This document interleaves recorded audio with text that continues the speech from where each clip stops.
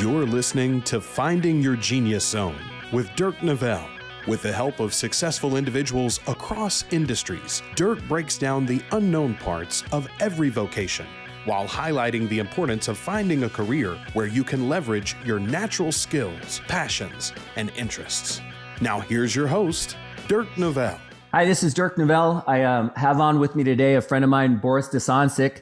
Boris is someone I got to know a couple years ago, and I've been really impressed with him. We've spoken many times. He's in the financial services industry, and every once in a while you come across somebody later in life that you're really impressed with. I've worked with him, and I just like his style. I like his background. I think he's a great person for this podcast to really educate people on what the financial services world is all about. And instead of me trying to explain and articulate what he does, I'm going to let Boris do it in his own words. So welcome to the show, Boris. Yeah, thanks. Good to have you here, Dirk.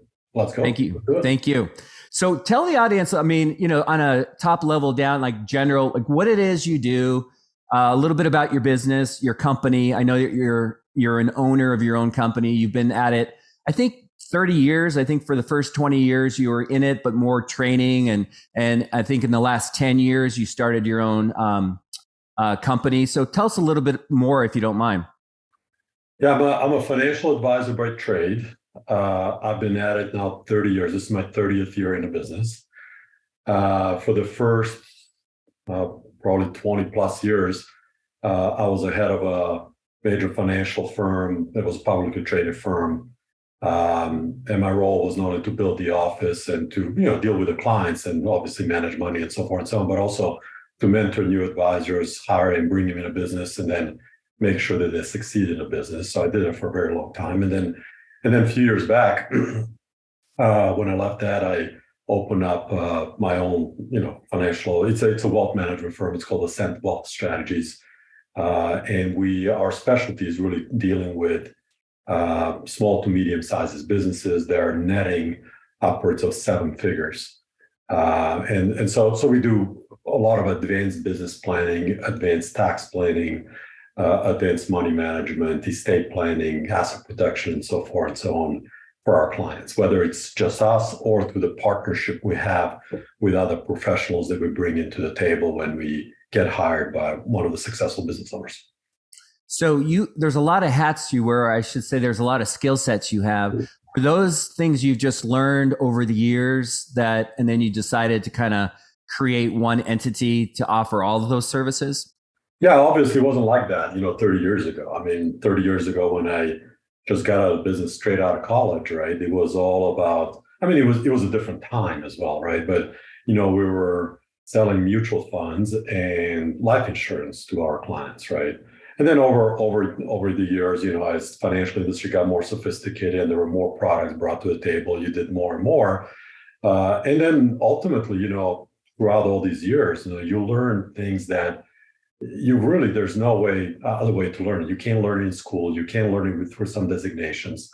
And ultimately, when you put it all together, then you sort of carve out your own niche that kind of separates you from everybody else, and then niche involves not only specialized products, but specialized relationship with other partners, and also very advanced sort of specialized knowledge that you've gained and wisdom that you gain over time. So that's how it typically goes. So that's kind of interesting. I think it's great because I'm thinking about the audience that's listening. And, sometimes if you're interested, say, in finances or financial services, there are different options. There's different specialties that you can kind of gravitate towards. And maybe at time, it just takes time to learn what you like. Sounds like that was your path a little bit. No, there wasn't. And it's interesting you mentioned that, because you're right. If you, I guess for these purposes, because we're speaking to people who are looking into different careers, right? When you look in the financial advising industry, right, there's sort of different pockets of sort of type of firms that you can start your career with, right? And maybe for this audience, if you want me to, I can just kind of explain the differences, right? On one end, you have, for example, banks, right? You can start as a financial representative within a bank, right? What that means is that you represent banks' products, some investment products as well, right? Typically, you're a salaried employee of the bank, right? Then you get some bonuses based on your productivity within a bank, right? It's actually typically a very good start for people who do not have a really well thought out or really well built out natural market, right? I mean, they're in the bank, people come to them, they deal with those clientele from the bank. The downside is ultimately, it's not an unlimited income, right? And ultimately, when you leave the bank, you can't take those clients with you, right? I mean, they're bank's clients, right? But it's a decent start, right? Then you have what I would call wirehouses, right? Or very large wealth management investment firms, such as Merrill Lynch, UBS, and Morgan Stanley, right? Those types of firms, right? I mean, these are the firms that can handle a lot of different aspects of financial planning and financial advising, but their real true focus is money management, right? And they do an excellent job of money management, right? From really low end to high end, right? But you typically coming into these firms, right? You get the name and you get a brand name recognition because of the firm you're with, right? But you do need to have your natural market established because nobody's giving you the clients there, right? And also in return for a name recognition and beautiful offices that they have, right? Typically that they have, the payout to the advisor is typically less than if that advisor was independent. But from the perspective of learning how to manage money really well, being with a very prominent firm in name wise, it's not a bad start. If you want to focus, I would say if you want to focus on investment management as part of your career, right? Then sort of third, you have insurance financial firms, right? These are big life insurance companies, such as examples are New York Life, Mass Mutual, Northwest Mutual, right? These firms can also do almost everything. They can do investments, they can do insurance, but that focus for those advisors is really primarily to represent that firm's insurance products, right? And they're needed, life insurance, disability insurance, long-term care insurance, right? So typically, advisors who start within these firms will be taught how to handle insurances for the clients, and then will add other products along the way, such as mutual funds and ETFs and other investment products, right? But the focus is really more toward the insurance type of sales to the clientele, right? And then you have what I call some financial planning companies out there, which is I think these companies do a sort of a very good comprehensive financial planning. The advisors are taught to handle a financial plan, and that'd be sort of a startup of any advice for any particular client, agnostic from whether it's insurance or investment products, right? You start developing a financial plan for a client, and then based on your advice, you actually go into pulling the products that client needs. I think probably the major firm of that nature that people will recognize is probably Ameriprise, right? They operate sort of in that manner. And then I have the last pocket I will mention is independent advisors. These are the advisors who are not tied to a major firm, whatever category we were in. These are the advisors who usually the firms are either in their own names or they have their own name. They usually clear either through some independent broker dealer or what's called RIA, right? RIA stands for Registered Investment Advisors. They're their own boss, right? They don't report to any big firm. They have their own staff, their own firm. Most of the time they're agnostic as to what products they provide, and they can structure their advice to the clients or niche to the clients however they want to do that. I would say that the independent advisors ultimately are really, in my opinion, really true financial planners, right? And their structure, their compensation is true financial planners. But on the other hand, I think unless you find a firm that's willing to mentor you when you're beginning your career, it's probably not for somebody who's just starting up in the market and saying, oh, I'm going to do this, I'm going to jump and open up my own firm. Well, they don't even know what they don't know, right? So like I said, unless you have somebody who's willing to bring you under their wing and mentor you in that aspect, that aspect is probably not the right avenue to go when you're starting up this career. I helped. Sorry. I hear you. And sorry if I say this wrong, but I remember in our time together, one of the magazines you were, I think, voted top 100 in finance. What was that magazine? It was just top 100 funny people in finance magazine. So you obviously are very good at what you do, and I can see that just with our interactions. What is it about, I should say you, and I hope you don't feel uncomfortable talking about yourself, but what is it, how do you differentiate yourself? Like, I know you have a niche, and for the people that maybe don't have life experience in financial services, maybe you could just talk to them a little bit about how you do things and how you are different than some of these other institutions, just in terms of how you help and offer value.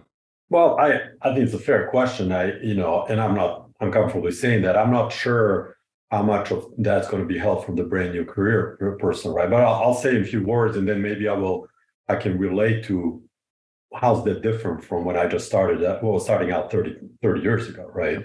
I mean, we have a very specific niche, which is, businesses. Majority of our clients are businesses who are netting million plus, right? Anywhere between million to 10 million net profit on a yearly basis, right? And they're, to be able to deal with these businesses, the scope of knowledge and the wisdom sort of that one needs is pretty wide. You got to be good at some legal stuff, such as estate planning, for example, and asset protection. Then you got to be good at some tax stuff, advanced revenue planning, advanced revenue tax planning, right? And you move forward with some other things such as partnership agreements, structures, operational structures of the firms, and then you get into all the investment insurance products as well. So what separates me, I guess, and us is that I think that the wealth of knowledge that I have accumulated over 30 years, that's very unique because I know all of these different areas that are not just tied to our profession. And I'm tied through partnerships with really good attorneys and CPAs and TPAs and cost segregation specialists and other people that I can pull in to help our clients. But that takes a long time to develop all that, right? And so it's not something that somebody who's brand new in a business can ever even aspire to get to. It just takes time, right?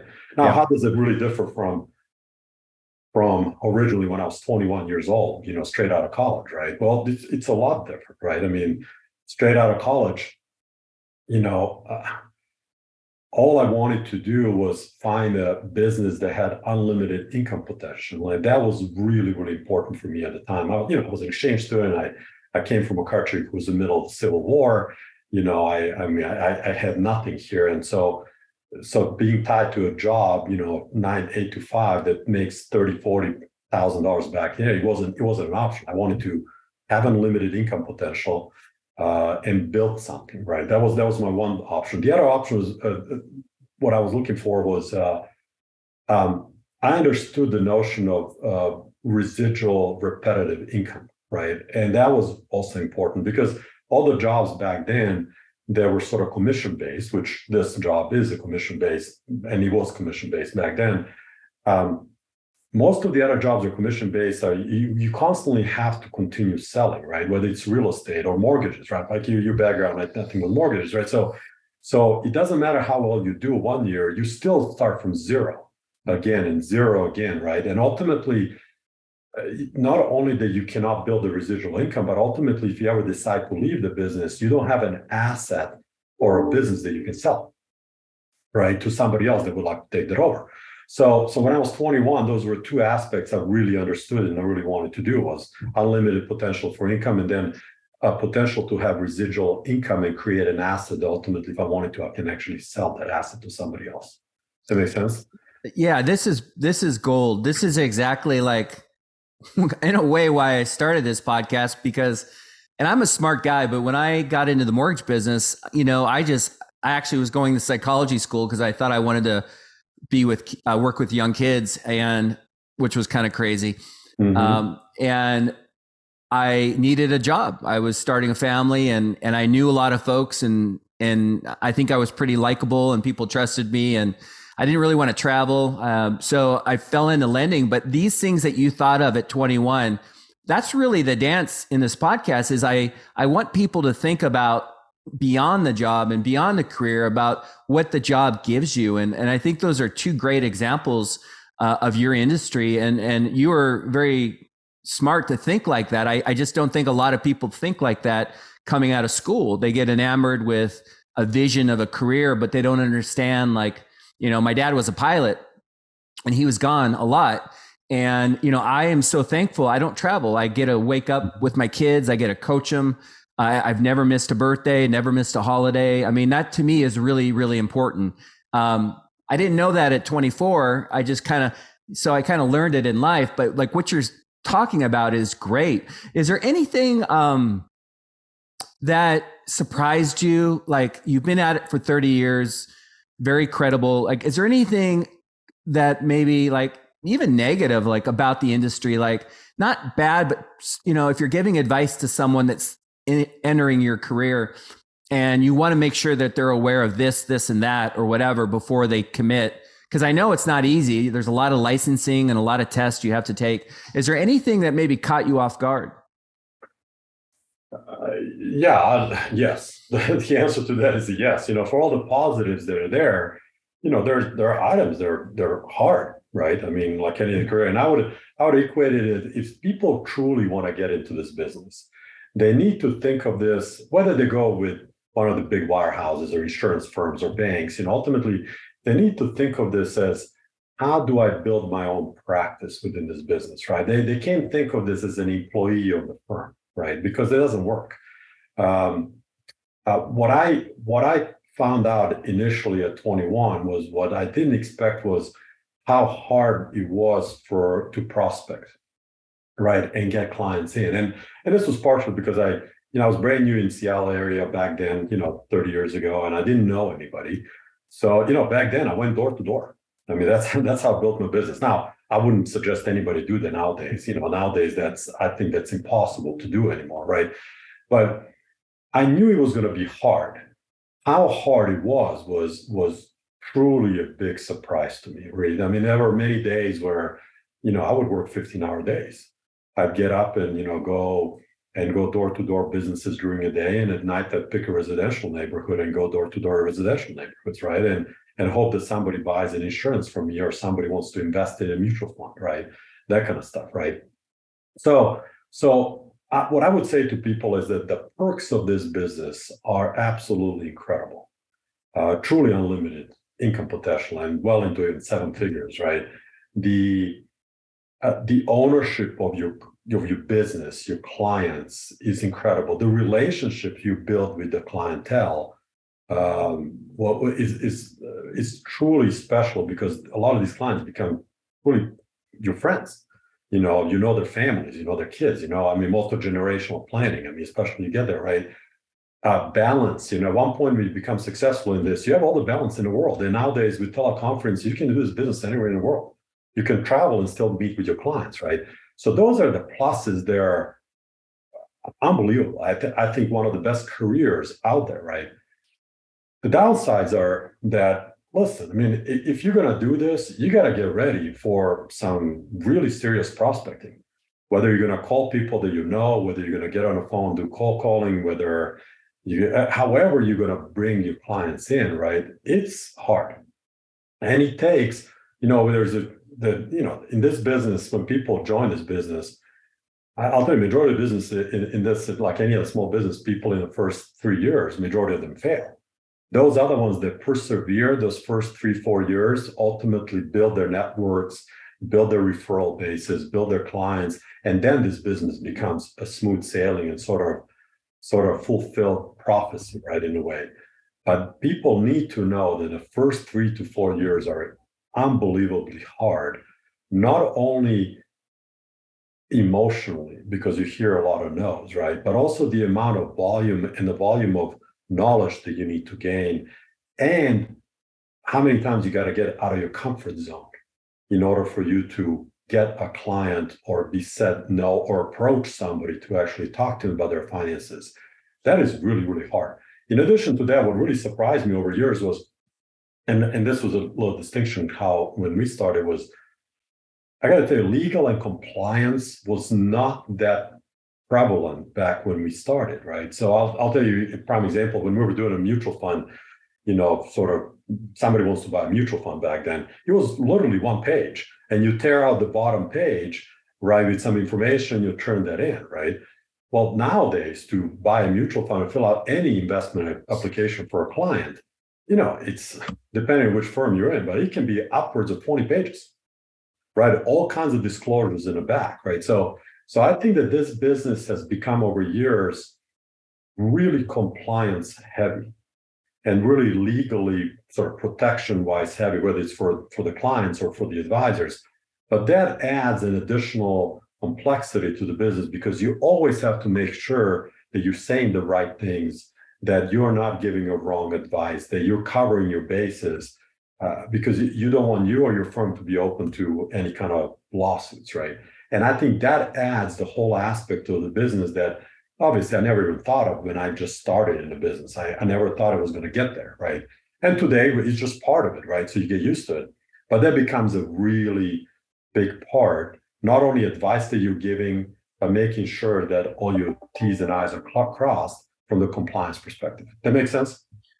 Total sense. And I think it's really good for the audience that's listening right now is you might be enamored with numbers and finances and love to read about the market, but you're always selling yourself. I mean, Boris is very good at what he does, but there's a lot of options out there, right? There's a lot of very credible people you can turn to.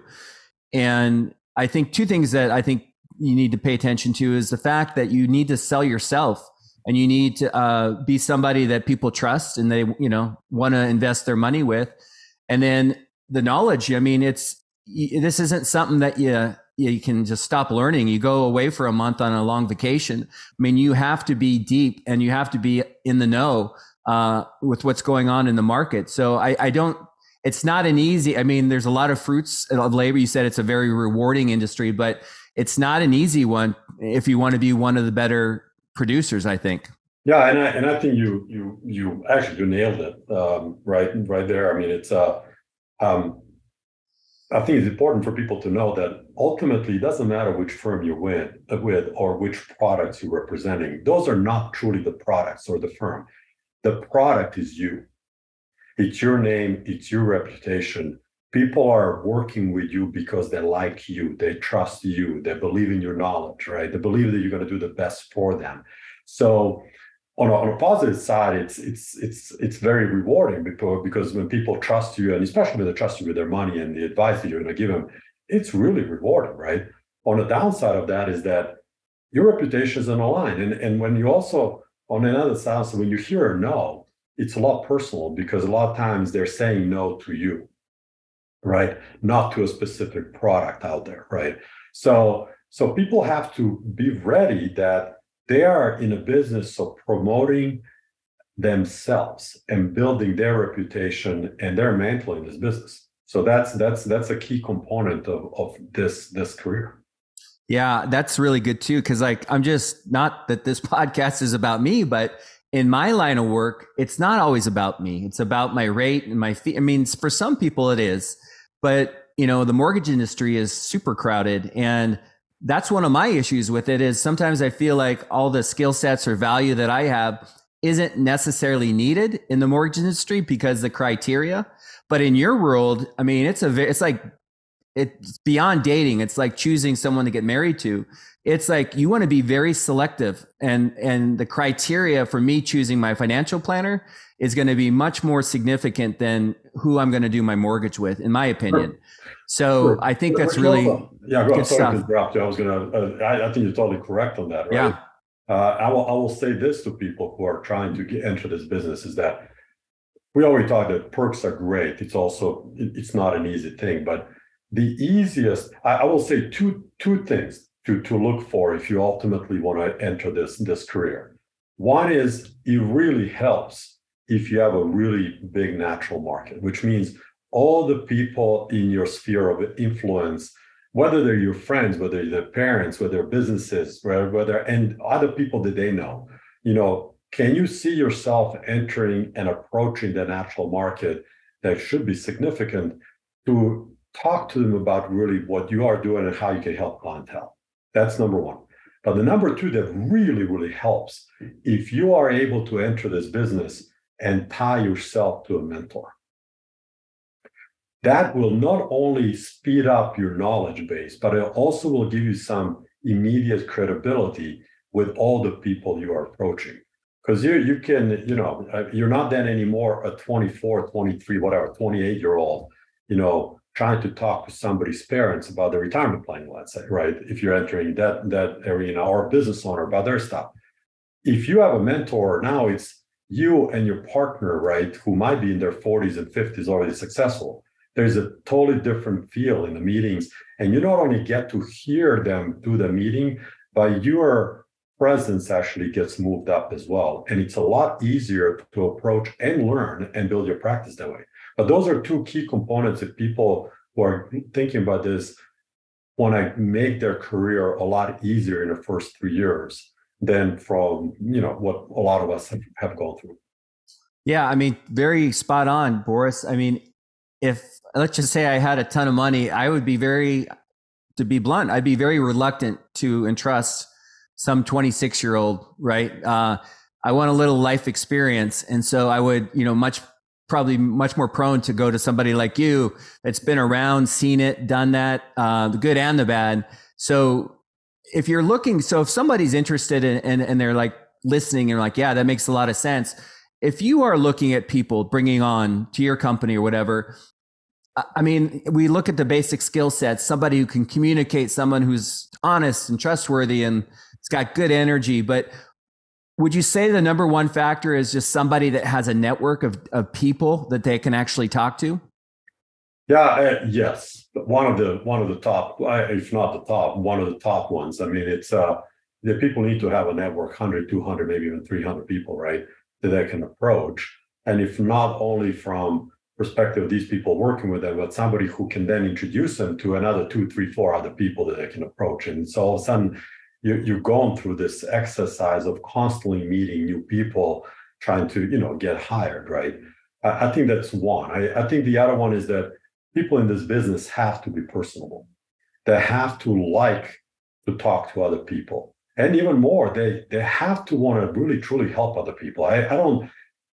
If a person is getting into this business just because ultimately they're going to make a lot of money, this is what's going to happen. You might get there, but 4 or 5 years ago down the road, those clients are going to start leaving you because they will feel that you don't care.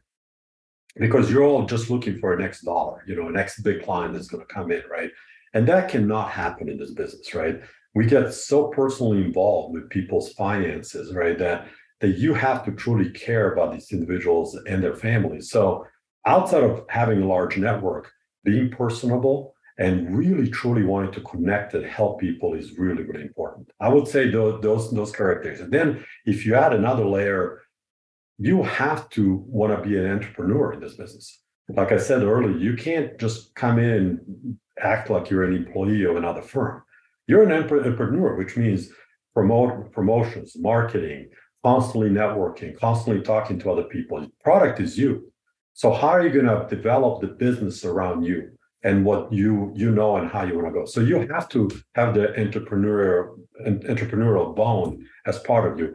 So if you're asking me, for example, what I would look for somebody coming into the business is, yes, big network, right? Large network, right? Ability to connect and desire to connect with people, really wanting to help people. And then do they have the business or entrepreneurial bone? And then to understand what it means without somebody telling you what they need to do for them to go out and build their own business. Do they have those characteristics? Those are I think probably 4 main ones. I love it. The word that that stuck to me is desire. And that's the podcast. So it's called Zone of Genius, and really what that is and when I thought of you, Boris, you're in your zone. I can tell you're really good at what you do, but what's important is so there's a zone of excellence where you're excellent at what you do, but there's a zone of genius where it's like the desire is there. It's like, it's hard to run a race you don't want to win. It gets exhausting and eventually you get tired and you burn out. But Boris is an example, like a lot of my guests, is someone who's naturally in his zone of genius, because not only is he excellent at what he does, but he really cares. And it's in his DNA. And I think that's really important. And I think young adults don't think like that. So my advice, and I'd be curious, what your advice might be as well, is to really pay attention to what lights your fire? And what, like for me, a lot of times when I come back to my family, it's like, when am I a better version of myself? What have I been doing that makes me a better version of myself?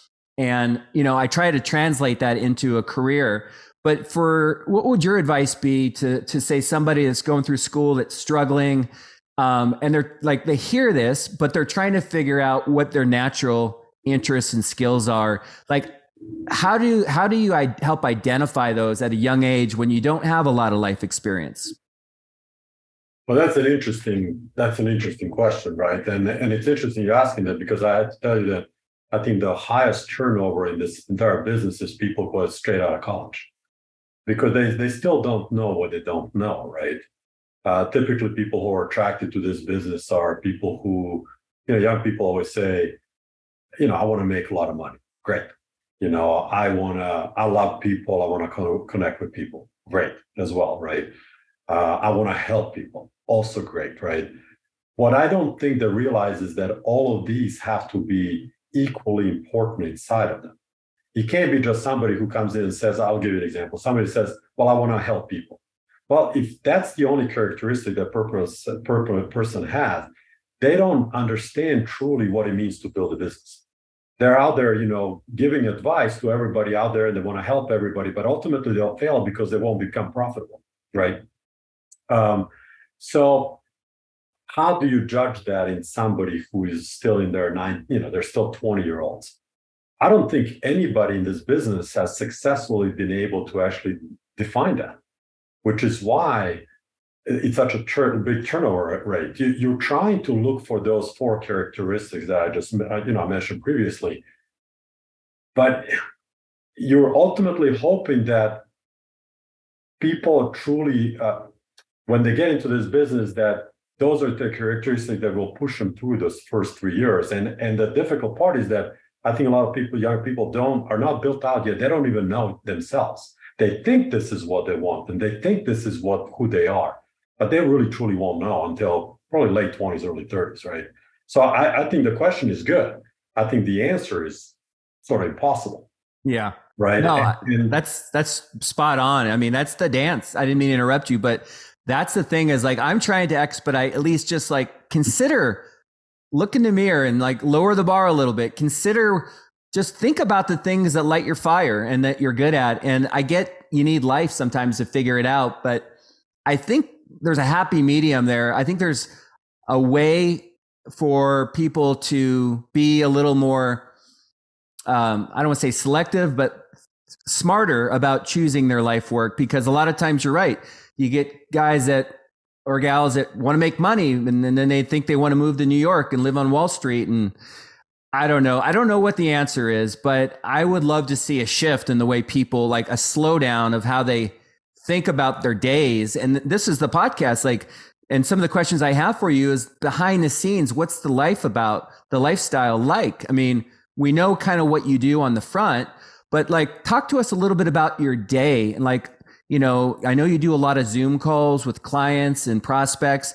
I mean, if you had a piece of pie, would you say 80%, 70% of your time is prospecting or researching? I mean, how would you carve out your day or carve out your week? And it's a good question. Now, the question has 2 really answers. They're really, what the day was when I started this business is totally different than what the day is today, 30 years later, right?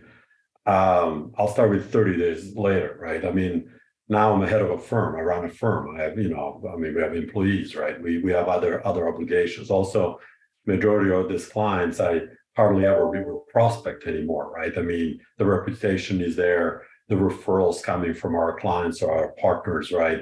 Other people bring business to us, right? So the prospecting is really not that big of a area anymore. The clients come in to a point where a lot of times we can't help everybody that's coming in, right?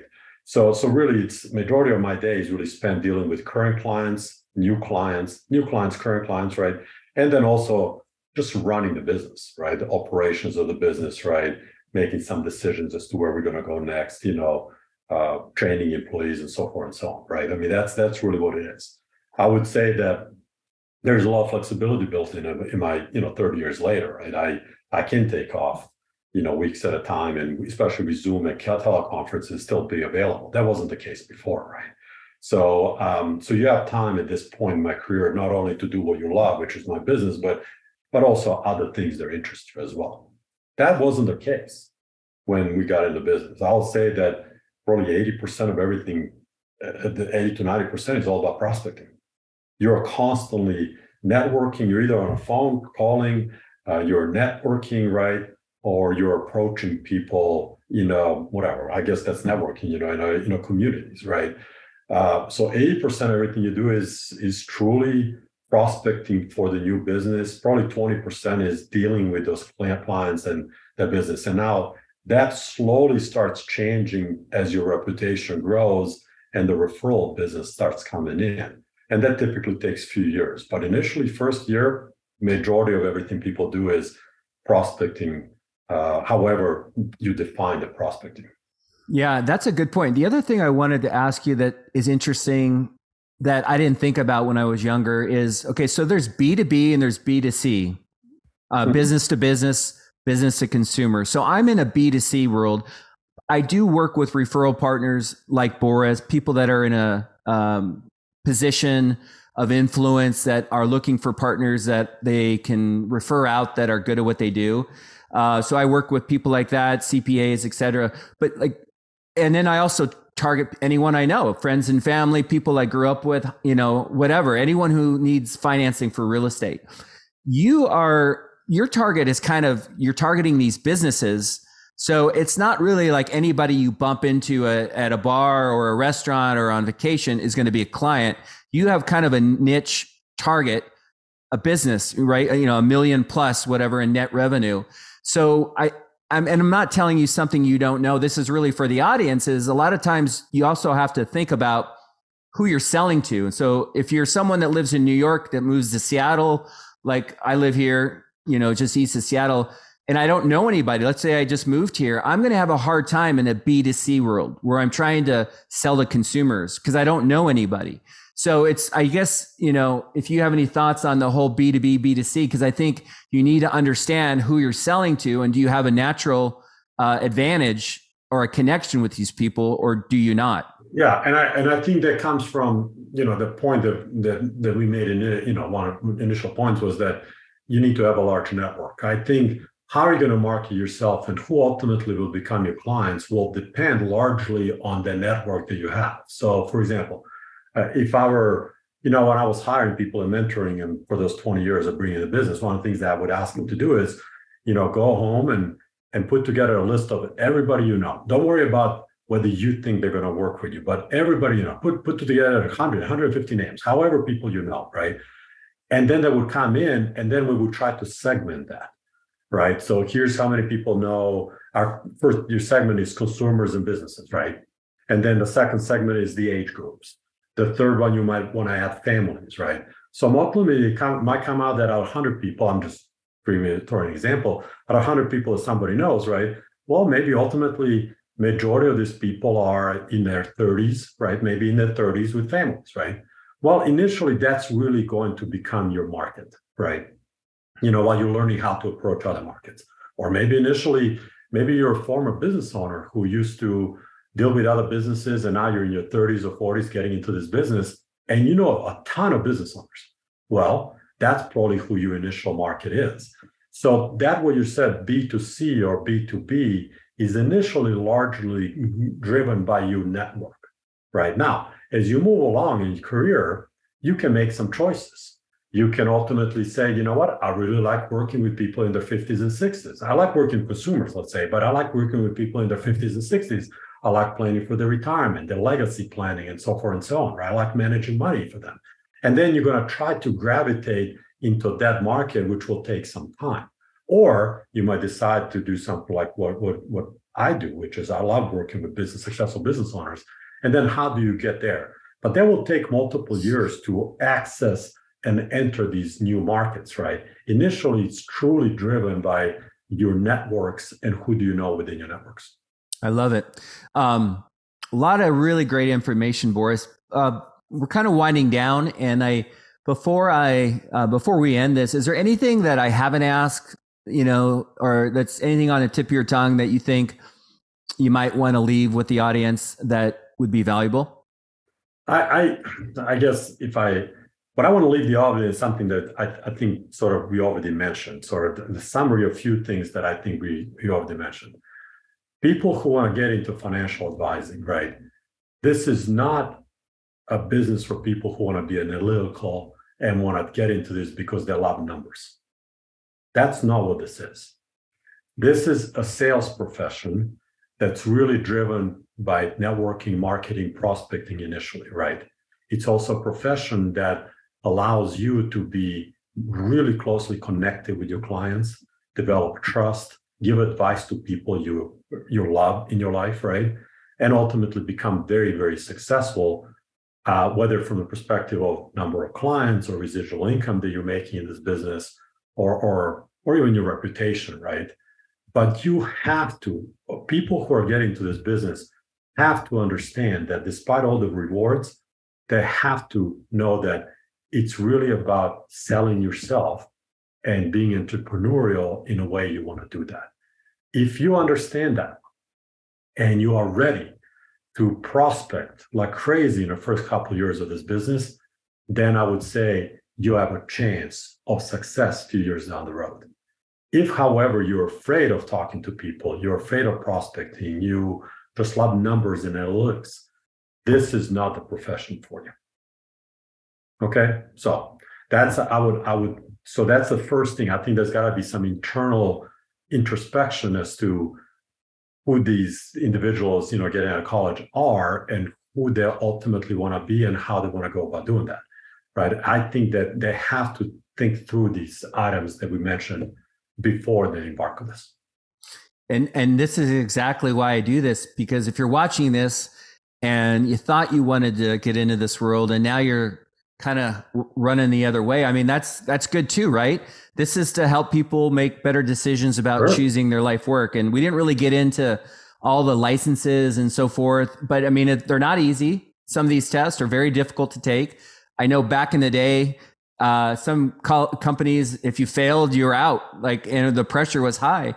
So, I mean, it's not the barriers to entry aren't easy, I think, even though, anybody can start prospecting, but you have to get licensed and so forth.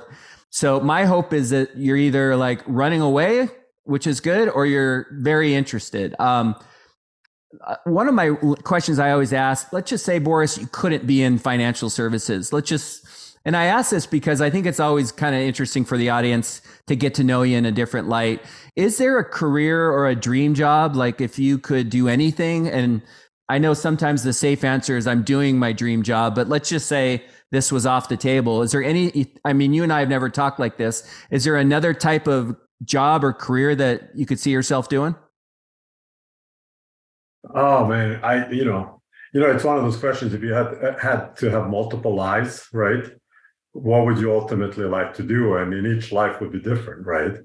And I will say this. From the purely business perspective, I would probably get into buying and selling houses, becoming a real estate developer.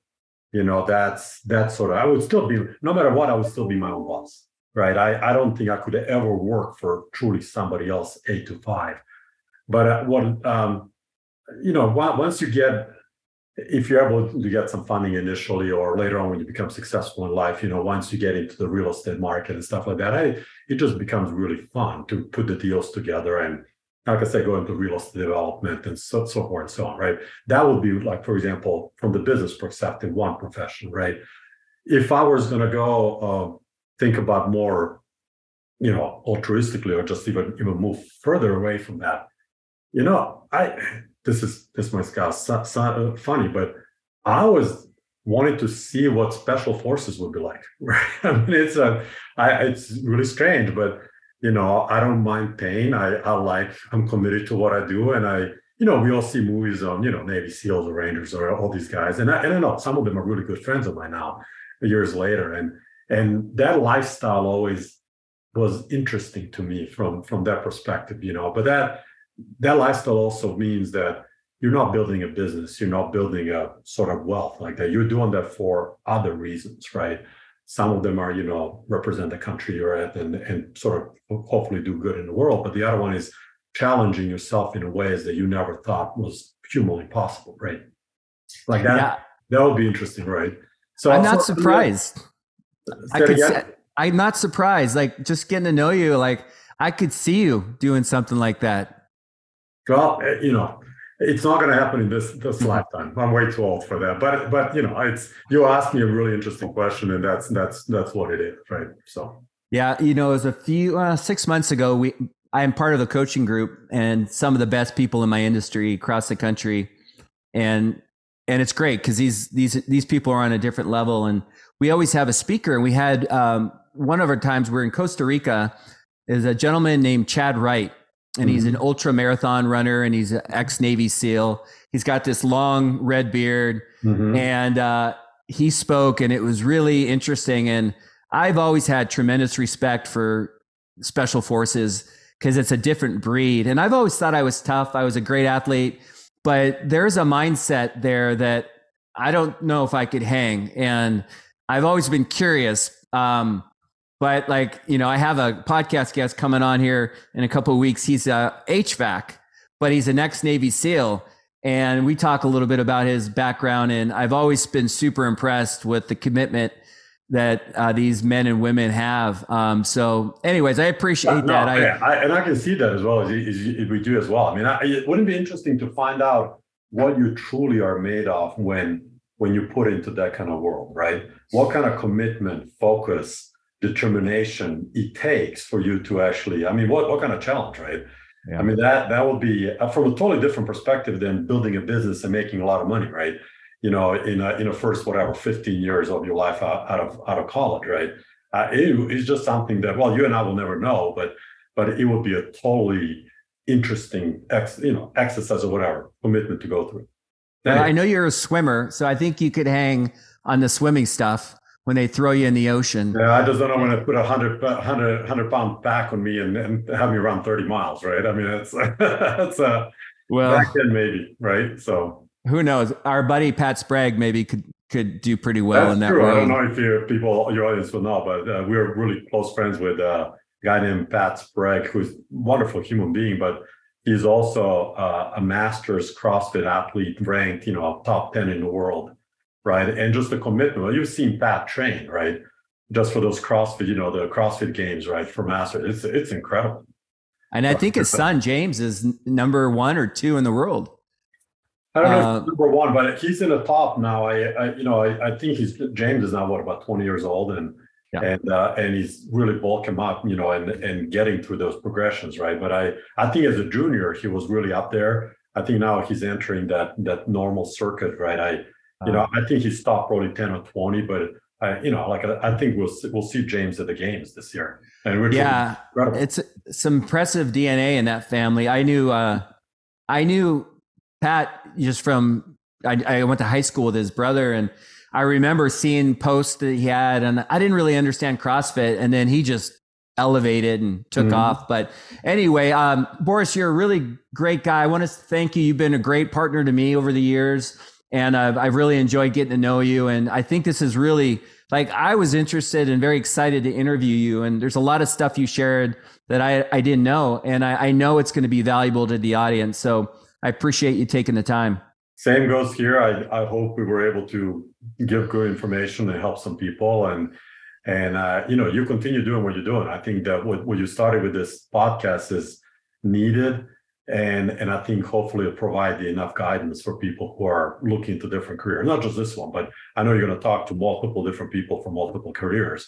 And I think that didn't exist when you and I were starting out. I mean, we had no idea. You just kind of go. I mean, nowadays with these podcasts, I think you can really bring some light to what careers are really all about. Right. So kudos to you, and I think it's great what you're doing. Yeah, I'm naturally interested. So it's kind of like a passion project. My wife keeps saying, hey, go talk to these college kids and ask them what they want to know. And I see value in that, but they kind of don't know what they don't know. So it's like, I think there's a happy medium there. I think that would be good, but I also know that I don't think they're thinking about careers in terms of aligning it with their skills and passions and their interest. I think they're thinking about paying off school debt or what their mom or their dad thinks they should do or what looks good on social media. I don't think they're like looking in the mirror and just saying, hey, what would Dirk be naturally good at? And what would I enjoy on a Monday morning? What would I be excited to do getting up in the morning? Because it's a very long, exhausting life when you don't like what you do. And that's what I'm trying to fix. Yeah, so no, I think it's excellent. And I hope you get 50 different professions and group them, and people can listen to what multiple different things and add, multiple different views on different professions. I think it's really helpful. So thanks, man. Cool. We'll be in touch. Thanks so much. Yeah, absolutely. Bye. All right. Bye.